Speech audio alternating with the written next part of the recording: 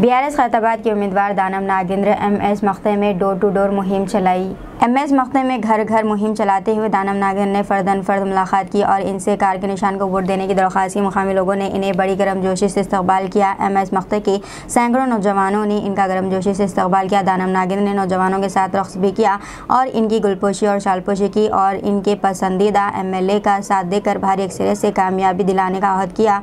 इस मौके पर इनके साथ बीआरएस कायदीन और वर्कर्स के साथ एमआईएम लीडर एमएस मख्ता, करीम भाई और इरफान भाई और पार्टी लीडर्स ने भी बीआरएस की तायद की और हल्का असम्बली खैरताबाद में दानव नागेंद्र की हिमायत में आवाम से अपील की कि कार को वोट दें। इस मौके पर अवामी कैसी तादाद भी मौजूद थी।